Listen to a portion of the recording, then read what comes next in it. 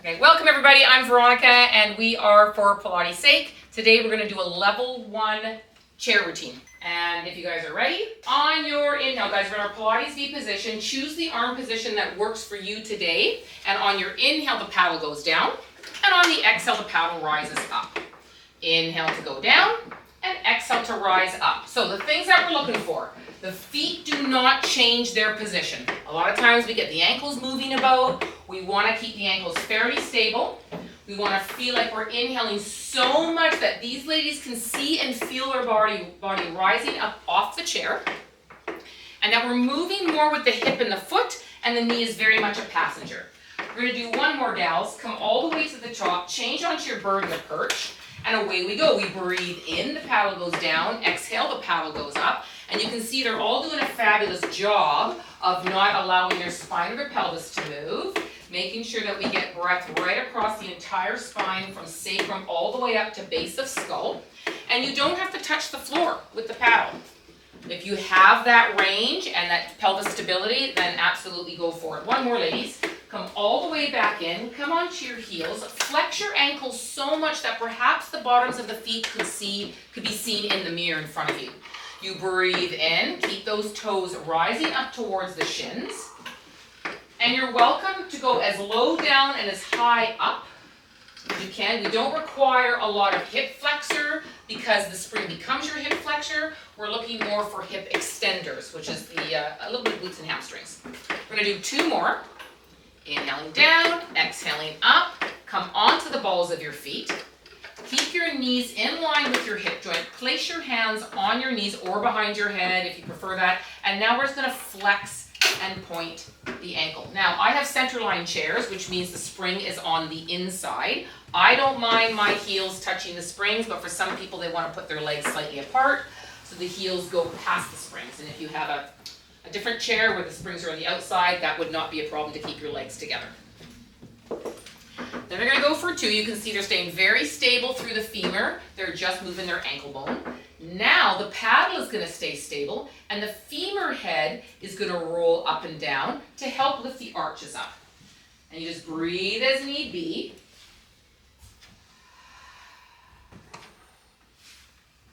And then just making sure that you're staying on all 5 toes. We're not tending to roll from one side of the foot to the other. We're going to do 1 more. Stay in your high heel position, either with legs together or slightly apart. Press your palms together quite strongly, and we're going to pump for 20. You're going to breathe in for 5, you're going to breathe out for 5, quite quick. Oops, that's okay. And we'll say that's 20. Everybody take their right leg out. Oh, good luck, ladies. We're going for 5 to 10. We're going to pump with 1 leg. You guys can pick your dosage. You can even bend your knee if you want and turn it out a little bit if that makes it easier for your hip socket. And then you would do the same on the other side. So as a variation, I was just showing, for some people it's way too difficult to have their legs straight. By all means, you can bend it. This is just, what leg has been working harder than the other one in our footwork? And then you guys can finish. Step on off, turn around, face me, and we are going into our foot ankle. Springs should stay the same. So I didn't mention, but we had the springs on a 2-3 on these ones. And again, the spring is just a suggestion. We're keeping it the same unless you know you need to change it. And we're going to place the hands on the chair, pointing and flexing, and maybe we'll say for 5. And then we're going to change the hand position. I'm going to let you guys pick. So when I set them up, I'm looking for knee, hip, and ankle to be in alignment, watching out the legs are scissored, not sort of straddled. And they're allowing the paddle to pick their toe up so they can get that nice ankle range. Now, if you want to, you can either put your hands behind your head or go into I Dream of Genie arms. We still are in that subtle flexion, and maybe go for 5 more. Inhaling it down and exhaling it up. And then once you've done your quota, we're going to do the exact same number on the other side because we have to be even. So again, when you set yourself up, look down the middle of your body and ask yourself, are my legs scissored or do I feel like my standing leg's too far off to the side? So here again, the hand on the chair has a job. It's pushing the vinyl forward so I can get this ricochet rebound back in my belly. Like I said, this is a flexion exercise. And maybe it's a subtle flexion. So for Mel, she's had a hip replacement. We're looking for it to help seat her femur in her hip and then find that subtle curl with her tailbone. So you get a little bit of belly action. And if you want to change your arms, girls, go for it. If you're like, no, I like it this way, I'm happy, there you go. So making sure that the hips are squared, I think from the back, I'm hoping everybody looks good, and a very heavy tailbone towards the floor.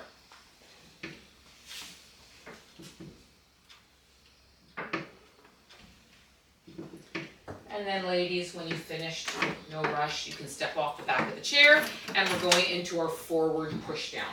So depending on the flexibility of your hamstrings or your spine, you can be closer, but if you feel like your hips are going back, maybe back your feet up a little bit. So inhale, lift your arms, and on your exhale, float forward. Place your hands wide on the paddle with the heel of the hand on the paddle and the fingertips on the wood. And on your inhale, you bend to push the paddle towards the floor. Maybe soften your knees a little bit to make sure that you don't fall into your hyperextension, and then you rise back up. Inhale, flex your spine towards the floor, and then exhale, let the spring pick you up, but resist. So if you could think of yourself like a pulley system. So this is the rope, your head is taking you down, and then your tailbone is heavily taking you back up. Legs can be together, legs can be in Pilates V, and one of the cues I use is to pull the hands and feet towards each other, so you're sort of creating this panini effect, which really gives you the front line. Or alternatively, you could push the feet and hands away from each other, which would give you a different product, more the back line, more stabilizing the arms in the sockets. So they both have great value. And then let's just stay down there and do some tricep presses, some elbow presses. So just inhaling and exhaling and letting that rebound of the spring again affect your center.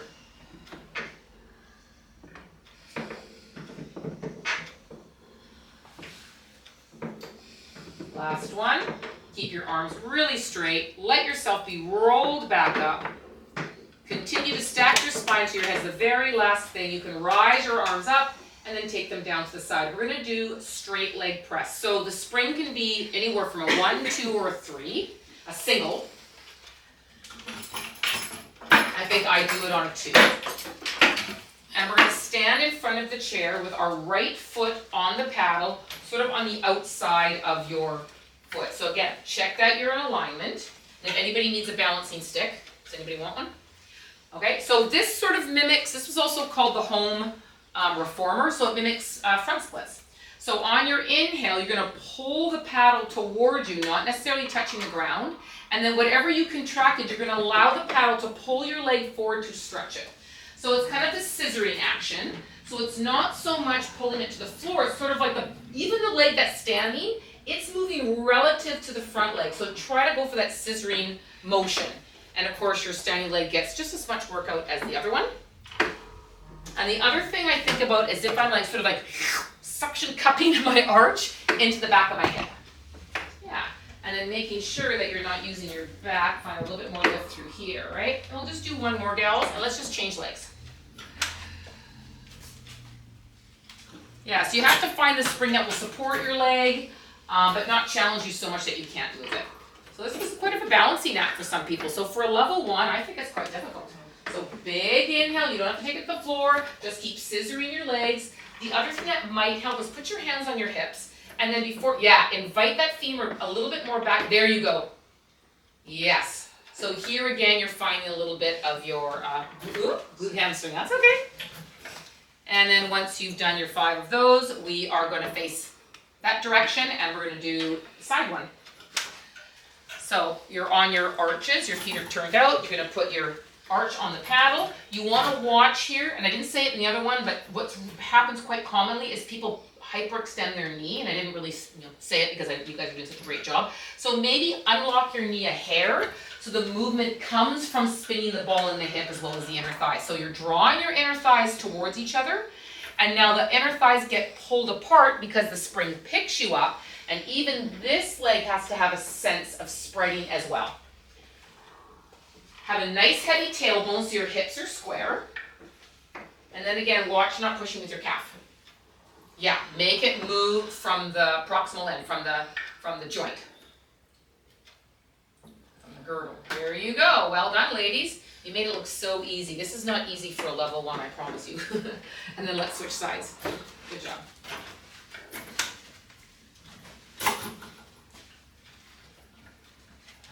drop that tailbone, lift your heart, breathing it. You know, we have hands on hips. I use that to get people to sort of figure out where their hips are in space, and then can we move the leg in the joint and not move the joint. But you're welcome to put your, you know, hands behind your head like Mel's doing, give yourself more of a lift.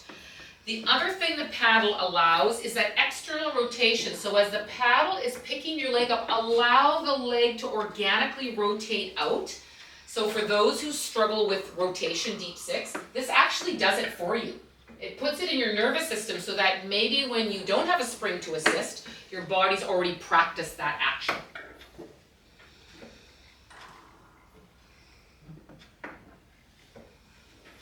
Okay, girls, last one.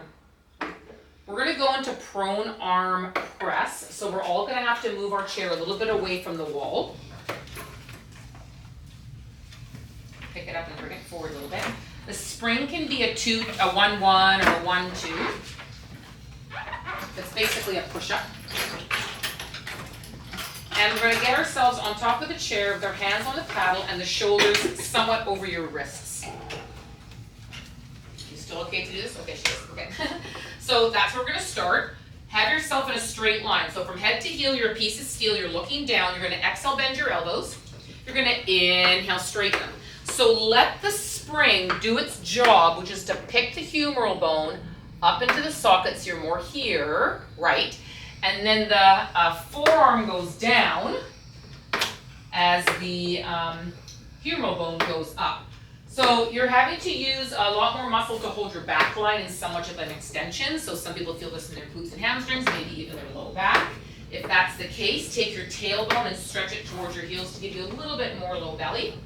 And these guys are doing a fantastic job of keeping their shoulder girdle nice and stable. So quite often we'll see people moving and shrugging and moving about. And it's a great way to start your push-ups. Primed. And then last one, ladies, and then you can carefully come off the back of the chair. We're going to take it to the floor, so move your chair back a little bit, grab your mat, put it in front, and perhaps put your spring on, actually on a single one, because we're going to do the spine stretch to start. Now, if someone doesn't have the hamstring length to do spine stretch, then we could prop them up on a little seat. So does anybody need that for their hammies? No, we're all good? Okay. So you put them on a yoga block or roll up mat. So your legs are apart, feet are pointed. I start with the paddle down. So get the paddle down the floor, elbows are bent, and you're leaning onto the spring right now. So get your shoulders on that and make sure that you feel your arm being snuggled into the back of your socket so you got a nice stable shoulder girdle. On your inhale, allow the paddle to rise up, keeping that circle of energy to sit tallish. And then on your exhale, you don't just move the hands, you move the entire unit, palm, armpit, and belly to take it down. Inhale, allow the paddle to bring you up to tall. And on your exhale, curl the paddle to you as you move towards the paddle. You try to get more on top of it. Right. Not changing the elbows, so a lot of times it becomes an arm exercise, which we're trying to avoid. If you were like a doll, and those arms are completely hooked to your center. So everything moves. One or two more. And then from here we can go into our low frog. So you could keep the spring on a 1, which I think is a little too light, perhaps a 3 or a 2. And we're going to take it onto the back. So we'll do a couple of variations. There's probably more out there than what I'm going to show you today. So you've got your feet in sort of a prayer foot position, and everyone's going to actually bring your legs together-ish, girls, and let's just do this. Instead of just dropping the knees out, use your deep six. Use your muscles, your rotator muscles in your hips to rotate your femurs out to kiss the bottoms of your feet together so you're in the muscle of your hip, right? On your inhale, we're going to pull the paddle towards your center, trying to continue to find that rotation. And then on the exhale, let the paddle pick the legs back up, but do not force the rotation. That will just put a lot of tension in the hip, and that's not the natural bone rhythm. It will somewhat unspiral. So we breathe in to turn those inner thighs, spread those inner thighs and find that rotation in the hip. And then the paddle picks up your leg, and you can resist a little bit. Resist a little bit with your knees. coming down. Resist a little bit with your knees coming up just again to put the work in the girdle. One more. And then ladies, bring the paddle down, hold it there. Pick one leg up, but lift your head up for a brief moment and make sure that that foot is in line with your pubic bone. And you can have it straight, you can have it bent, and we're just going to do 5 of each. So what's really great here is we get to see which leg was the driver when you had both legs, and then make sure your hips are square. Find your neutral position, and then maybe bend this knee a little bit there. And let this leg that's in the air, let it settle into your hip joint so there's no destabilizing the pelvis, nice and square. And then you do 5 on the other side. And can this be less from the foot and more from the femur head, moving somewhat in the joint? And we'll say it's hip, foot, and the knees kind of like a passenger. And where you are situated on the floor, if you're close, it's going to give you a different product than if you're further away. Okay, and then another one that I do is you're going to bring your arches of your feet on top of the paddle. Now, how much can your arch stay connected to the paddle, but then how much can you turn out without losing the arch, which is going to be quite small. So you kind of got this inner thigh, external rotation happening. So it's a very narrow one. It's a little bit more hamstring. The other one's a bit more rotator. And now on your inhale, you're going to pull the paddle towards your sitting bones. So it's not so frog-like. And if I don't think you're too close, hon, so back up a whole lot more, because you don't want your knee coming into your chest. So you have to be able to pull the paddle, so the knee stays over your hip joint, shouldn't go past the hip joint. There you go. And it's like, I'm trying to rotate out, but no, my feet are crazy glued to the paddle. So even here, how much can you turn out without losing your arches? So before you roll it on your side. So it's kind of like that. Yeah. Because some people just need to see like you can turn out quite far, but you're just a little bit losing the arch. There you go. There. So I crazy glued the inner part of your foot. Last one, girls. And then we're going to come up. You can leave the spring as is, but we're going to do seated tricep press, or you can put it up to a 4. Whatever you want to do spring tension wise. Higher is definitely harder. Okay, do you want me to, you got yours at a 3, yeah. So this could be a tricep strengthening exercise, or it could be a shoulder mobility exercise. Fingertips are forward, you're sitting back at the edge close to your chair. And if you can't sit on your sitting bones, bend your knees. So the paddle rises up, that's your exhale. Now we're gonna inhale, the paddle goes down, you lift up. Could you straighten your arms? Maybe not. But try to see how straight you can get your arms to lift your center, and then when you bend your elbows, don't lose your center. Ooh, holy belly, Batman, right? And then inhale, the paddle down. On the exhale, the paddle rises up. Now, you guys all have the mirror in front of you. So this is a great opportunity to see, am I moving my arm bone without shifting my girdle? And that's what we're looking for. We're looking for the range of the arm bone in the socket without shrugging. Yeah. Nicely done. Last one. Inhale it down, heart rises up. Exhale, float it up. And then everybody twist towards the camera so you can get yourself out of it. That way. And thanks. If you guys have any questions or comments, please put it in the box below and we'll answer it. Thanks, you guys.